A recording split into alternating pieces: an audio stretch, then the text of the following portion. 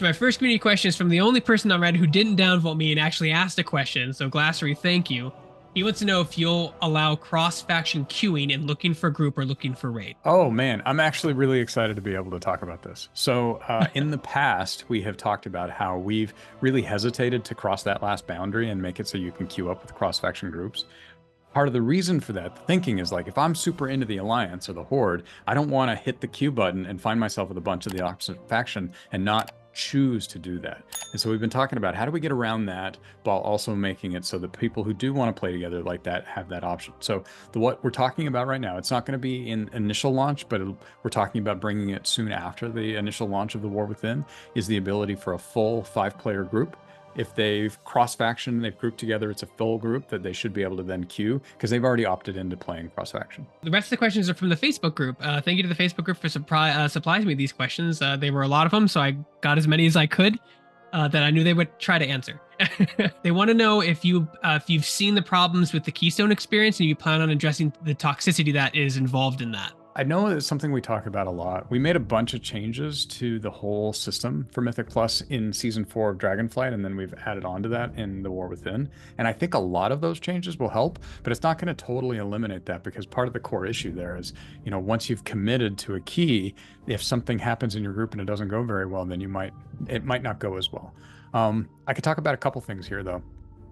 First of all, I'm not sure if you're familiar, but we changed the way the affixes work in Mythic Plus so that, what used to be Mythic 10 is now a Mythic 0, and then what used to be Mythic 11 to 20 is now Mythic 2 to 10. And so that has changed the difficulty so that people who, maybe were having a harder time pushing into the higher keys are able to actually do something without a timer that still gives you good rewards, and that will be on a daily lockout instead of a weekly lockout going forward. So that's awesome.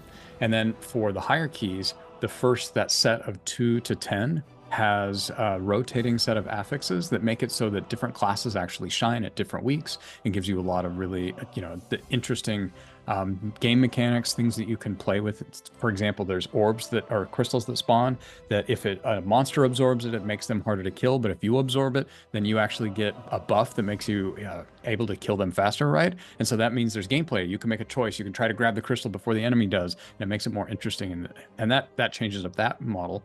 And then for the higher end, the really, really, really tough keys, we've made it so that people at that end, the affixes don't change anymore. It's really all about trying to maximize your group composition and your damage and try to get everything to the absolute best that you can be. And so I think by creating those tiers, we've actually made it easier for people who really want a certain kind of experience to opt into the part that they want, which I hope will lead to players. A lot of issues that you run into in groups is a mismatch of expectations, right? So if you go into a group and your group has a different expectation than you run into trouble. And I think this actually helps with that.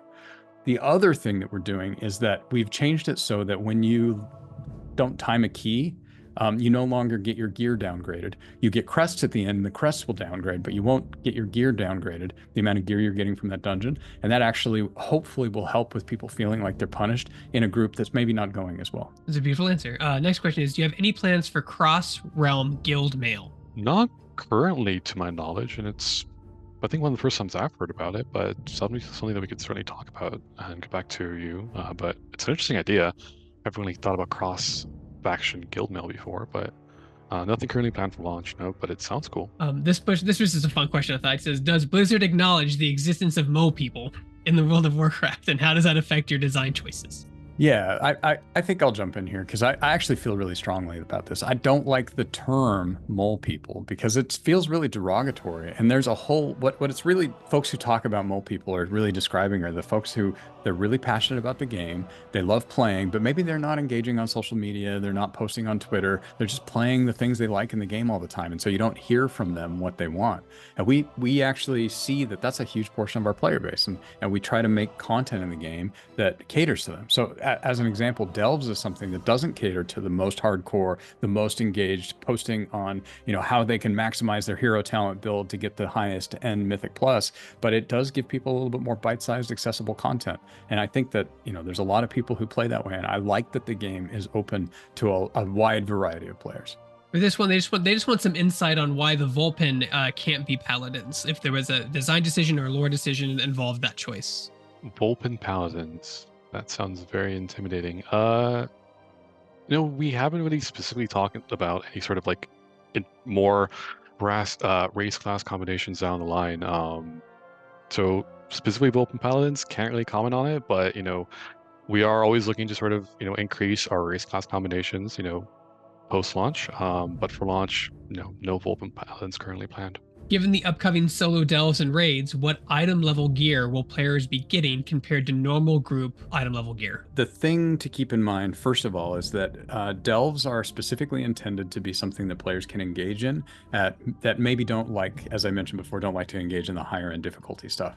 The rewards in World of Warcraft work sort of on the level of difficulty dictates the level of reward. So the highest end Mythic Plus and Mythic Rating are going to give a very different reward than even the most challenging delves.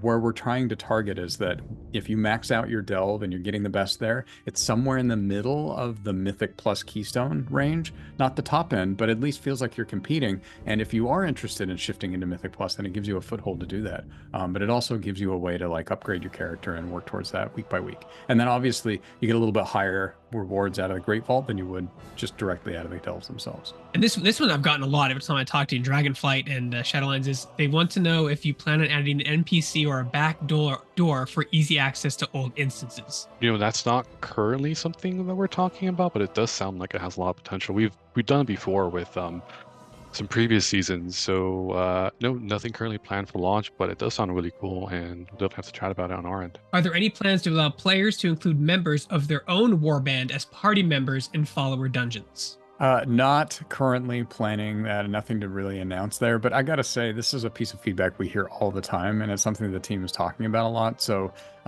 definitely something maybe we can pursue in the future, but unfortunately nothing to announce right now. Are there any plans to introduce new large-scale balanced map battles like Alterac Valley into the game anytime in the future?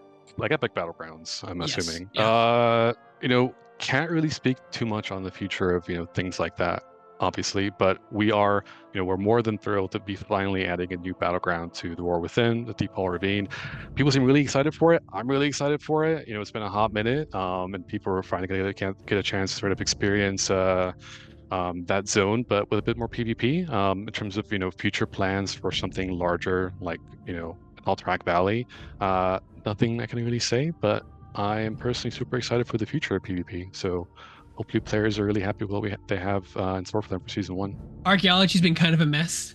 Do you guys plan on addressing that, bringing it back, improving on it? Because it got kind of messy with the expansions. Yeah, actually, it's something that we've been talking about. And back in Dragonflight, we actually added a system that was sort of loosely built on the archaeology system, where you could go through and you could explore the ancient ruins of the Dragon Isles, and you could do different world quests. And then there was a big epic world event tied to this.